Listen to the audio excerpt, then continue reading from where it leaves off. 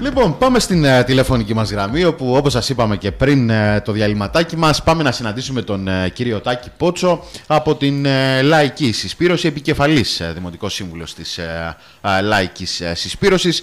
Πάμε να δούμε τώρα τα θέματα και όλα αυτά που σας είπαμε και χθες στην εκπομπή. Πάμε να τα δούμε και από την πλευρά του ΚΚΕ, διότι ο κύριος Πότσος ήταν σίγουρα από τους ανθρώπους που φώναζαν πάρα πολύ καιρό και για το θέμα με τις ανεμογεννήτριες, αλλά και για το μεταναστευτικό. Κακά τα ψέματα, ήταν από τους πρώτους που έλεγαν ότι θα δείτε τι θα γίνει και τι έρχεται κτλ. Και ξέρετε, πολλές φορές όταν ακούς κάτι τέτοιο λες, εντάξει μωρέ, μιλάει εκ του ασφαλούς, μα έτσι, μα αλλιώς. Έλα όμως που ένα χρόνο μετά, ένα χρόνο ακριβώς μετά, έρχεται το πλήρωμα μάλλον του χρόνου να δικαιώσει τον κύριο Πότσο. Κύριε Πότσο, καλή σας μέρα. Καλημέρα, καλημέρα. Καλημέρα σε εσάς και τους ακροατές. Τίποτα, Μανώλη, δεν είναι εκ του ασφάλους. Τίποτα, έτσι, Δυστυχώς, δηλαδή, ναι. Όχι, γιατί αυτά, εντάξει, καταλαβαίνω πολλές φορές τον κόσμο ότι δεν το βλέπει έτσι όπως το βλέπουμε εμείς. Δεν έχει, ας το πούμε, το ίδιο κριτήριο, αλλά αυτά είναι αποτελέσματα μιας πολιτικής κατάστασης και αποφάσεων και εφαρμοσμένων αποφάσεων, αν θέλετε, όλων αυτών των χρόνων. Και ήταν δεδομένο ότι θα φτάσουμε εδώ. Δηλαδή δεν είναι για μας, εμείς δεν ψάχνουμε κανένα σύννεφο για να πέσουμε. Έτσι. Να το πω έτσι απλά, δηλαδή. Ξεκάθαρα τα πράγματα. Η αλήθεια είναι, να σου πω, μου επιτρέπεις τον ελληνικό φιλετάκι, ναι, έτσι. Ναι, Μανώλη, ναι. Η αλήθεια είναι ότι όλος ο κόσμος το συζητούσε μεταξύ τους. Δηλαδή έλεγαν στα καφενεία, στις καφετερίες, από εδώ και από εκεί στον δρόμο. Μην τυχόν και έχουμε τίποτα ανεμογεννήτριες και τα λοιπά, στα καμένα μας, τα έτσι. Μα έλα μωρέ, όλη την Ελλάδα θα γίνει και εδώ θα τους κράξουνε. Χωρίς κανέναν ενδιασμό ήρθανε πάντως. Αυτή είναι η αλήθεια. Κι όμως, είναι πραγματικότητα όλα αυτά. Όπως θυμάσαι, Μανώλη, στο τελευταίο Δημοτικό Συμβούλιο, εμείς από τη δική μας την πλευρά βάλαμε το ζήτημα των ανεμογεννητριών με αφορμή την κατάσταση που είχε δημιουργηθεί στο χωριό Απόλλωνα, στο χωριό σου. Με την παρουσία εκεί σε εισαγωγικά αρχαιολόγων, εκπροσώπων εταιριών κτλ. Δεν μου προκαλεί έκπληξη και θέλω να το πω σε σένα, ξεκινήσω την εκπομπή, το γεγονός ότι υπήρχαν συγκεκριμένα μέσα μαζικής ενημέρωσης, τα οποία στο ρεπορτάζ του την επόμενη μέρα δεν φαίνεται αν ήμουν καν παρόν στο Δημοτικό Συμβούλιο. Όχι αυτά που είπα. Ναι. Έτσι, αν ήμουν παρόν στο Δημοτικό Συμβούλιο. Και το καταλαβαίνω από την άποψη ότι υπάρχουν συμφέροντα τα οποία πιέζουν για να διαμορφωθεί μια διαφορετική γνώμη και άποψη στον κόσμο και για να μην μαθαίνει ο κόσμος όλη την αλήθεια. Και θα ξεκινήσω λέγοντας το εξής. Γίνεται πολύ μεγάλη κουβέντα και δεν είναι κατά τη δική μας άποψη τυχαία και στρέφει την προσοχή του κόσμου, καλά κάνει, αλλά δεν είναι αυτό το μόνο και το κύριο στην περιοχή στην οποία δημιουργήθηκε το σύντημα στον Απόλλωνα. Υπάρχουν οι χάρτες της ρυθμιστικής αρχής ενέργειας, τους οποίους έδειξα στο Δημοτικό Συμβούλιο, και ο τεράστιος όγκος και η πλημμύρα των αδειοδοτήσεων, αυτών που έχουν δοθεί και αυτών που είναι δεδομένο ότι θα δοθούν, βρίσκεται στην Νότια Ρόδο. Και ποιο είναι το ζητούμενο της υπόθεσης? Ότι το μεγάλο ευρυδικό πάρκο, το οποίο προπαγανδίστηκε και στο Ρόδος Κόλαμπ, Μανώλη, βρίσκεται σε περιοχή που δεν είναι καμένη. Αυτό λοιπόν, το οποίο ευνοεί ενδεχομένως κάποιους να έχει ο κόσμος στην άκρη του μυαλού του το ότι καμένο συνεπάγεται και ανεμογεννήτρια, ενώ δάσος συνεπάγεται ότι μένουν τα πράγματα όσοι έχουν, να το βγάλει. Δεν έχουν κανένα ενδιασμό και δεν σταματούν πουθενά οι πολυεθνικές εταιρείες της ενέργειας, με αφορμή τα κίνητρα τα οποία υπάρχουν για την επένδυση στην πράσινη ανάπτυξη, να κόψουν ολόκληρο δάσος. Και το έχουν κάνει σε πολλές περιοχές της Ελλάδος. Εγώ δεν καταλαβαίνω, ρε Τάκη, ειδικά με τα Απόλλωνα, που έχω ασχοληθεί πάρα πολύ με αυτό το θέμα, πώς λύνεται το ενεργειακό μας πρόβλημα με 2 ανεμογεννήτριες. Δεν λύνεται. Δηλαδή πραγματικά δεν μπορώ να το καταλάβω. Δεν λύνεται και θα σου εξηγήσω, Μάνολη. Δεύτερον, επειδή ακούω και άκουσα και χτες όλη στην εκπομπή με τα συγκεκριμένα θέματα και συστήματα, και επειδή παρακολουθώ και ακούω όσο προσπαθώ όλα τα μέσα μαζικής ενημέρωσης για να έχω μια πλήρη εικόνα, θέλω να πω το εξής. Μάλλον αυτό που είπα στην αρχή πρέπει να το δώσουμε σε κάποιους. Δηλαδή, να ψάξουμε να βρούμε σύννεφο για να πέσουν.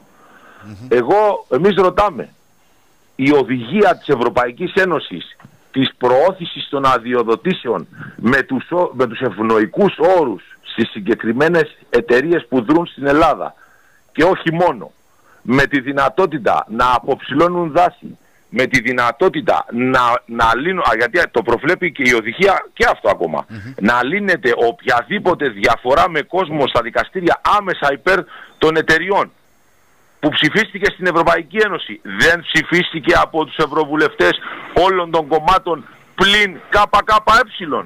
Γιατί λοιπόν σήμερα ψάχνουν σύννεφο για να πέσουν οι εκλεγμένοι, οι πολιτευόμενοι, αυτοί που συμπαρατάσσονται με το ΠΑΣΟΚ, με τη Νέα Δημοκρατία, με το ΣΥΡΙΖΑ, με τα αστικά κόμματα που ψήφισαν την αδειοδότηση, τη συνέχιση, την τοποθέτηση των ανεμογεννητριών στον ελληνικό χώρο. Γιατί? Αυτό λοιπόν για εμάς, και το καταγγέλλω μέσα από το μικρόφωνο της δικής της εκπομπής, είναι συνειδητό ψέμα και κοροϊδία στο ροδιακό λαό. Τρίτον, παρουσιάστηκε στο Δημοτικό Συμβούλιο από τα μέσα μαζικής ενημέρωσης και εξακολουθεί να βγαίνει και στα μέσα κοινωνικής δικτύωσης ότι υπήρχε ομοφωνία στην απόφαση εναντίωσης στην τοποθέτηση των ανεμογεννητριών. Ναι. Ενδεχομένως λόγω της πίεσης του κόσμου, αν μιλάμε για την περιοχή Απόλλωνα, θα σας πω ναι. Για τα υπόλοιπα όμως και για την υπόλοιπη Ρόδο, ποιος αλήθεια τοποθετήθηκε ενάντια πλην εμάς στο Δημοτικό Συμβούλιο? Γιατί δεν καταδικάστηκε, αλλά προπαγανδίζεται και χειροκροτείται μάλιστα το σχέδιο που προωθεί την πράσινη ενέργεια και την ανάπτυξη στη Νότια Ρόδο μέσω του προγράμματος Ρόδος Collab? Δεν το χειροκρότησε ο Δήμος, δεν το προπαγάνδισε ο Δήμος, δεν τοποθετήθηκε ο Δήμος υπέρ του, δεν προβλέπει το σχέδιο τοποθέτησης ανεμογεννητριών. Άρα από πού και ως πού είναι ενάντια? Ναι. Η αλήθεια είναι ότι δεύτερον, η παράταξη του κυρίου Καμπουράκη στην τοποθέτησή του, και σας προκαλώ τον οποιονδήποτε να την ξανακούσει, λέει ότι εμείς είμαστε με ό,τι ορίζει ο νόμος και ο νόμος ορίζει ότι ό,τι είναι δάσος παραμένει δάσος. Και ρωτώ εγώ, και αυτό που ήταν δάσος και έγινε κάρβουνο, τι θα γίνει? Άρα εκεί λοιπόν νομιμοποιούμαστε να τοποθετήσουμε ανεμογεννήτριες και ΑΠΕ, έτσι.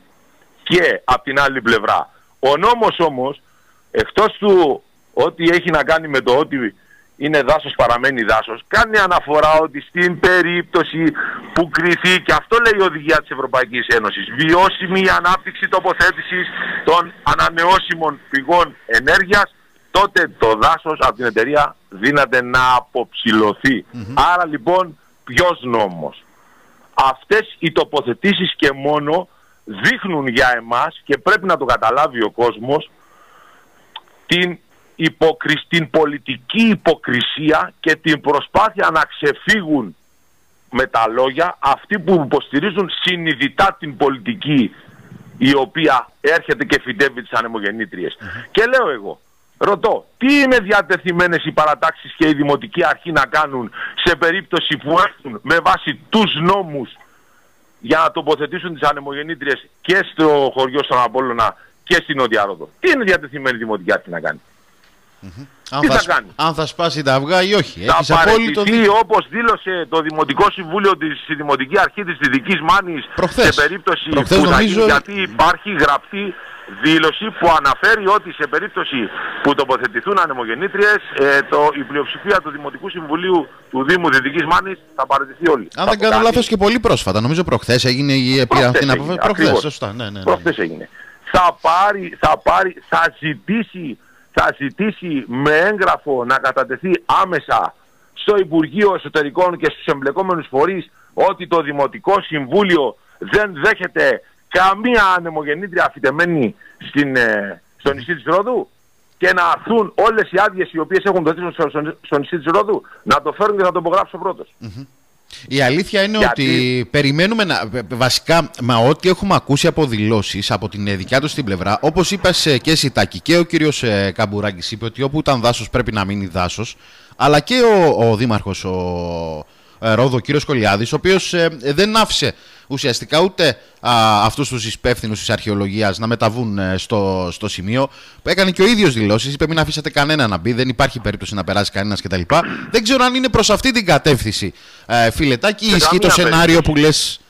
Σε καμία περίπτωση. Μα σας είπα γιατί φαίνεται ότι φάσκουν και αντιφάσκουν. Η πίεση του κόσμου, να ξέρετε ότι είναι αυτή η οποία φέρνει τα θετικά αποτελέσματα στον κόσμο. Υπήρχε μια πίεση του κόσμου εκεί. Και μιλάμε για δύο ανεμογεννήτες. Και εγώ έρχομαι και σας ρωτάω, γιατί δεν λέει κανείς κουβέντα και δεν τοποθετείται για τον... Τι να σας πω, είναι κατά δεκάδες οι ΑΠΕ οι οποίες χωροθετούνται στην Νότια Ρόδο. Και σε καμένες περιοχές και σε περιοχές οι οποίες δεν είναι καμένες. Εκεί γιατί δεν υπάρχει καμία τοποθέτηση. Γιατί χειροκροτήθηκε το Ρόδος Κόλαπ από τη Δημοτική Αρχή. Γιατί χειροκροτείται και από τις υπόλοιπες παρατάξεις της μειοψηφίας του Δημοτικού Συμβουλίου. Τι είναι απλά τα ερωτήματα που βάζω. Και να τα σκεφτεί ο κόσμος. Γιατί ξέρουμε την προσπάθεια την οποία γίνεται να αποποιηθούν κάποιοι πολιτικές ευθύνες, αλλά παράλληλα να χειροκροτούν την πολιτική την οποία έχει την ευθύνη για αυτό το οποίο γίνεται στη Ρόδο. Γιατί δεν έρχονται σε καμία περίπτωση σε αντίθεση με αυτή. Σε καμία περίπτωση. Και αυτό είναι φανερό πλέον. Να σου μεταφέρω και μια ερώτηση από έναν φίλο τον Σπύρο, ο οποίος λέει ουσιαστικά στην ερώτηση του, αν καταλαβαίνω σωστά, τη θέση σας στα παράκτια αιωλικά πάρκα, αν είναι λύση αυτό ή όχι, για εσάς. Εννοεί τα θαλάσσια, από τη θάλασσα. Εντός θαλάσσης.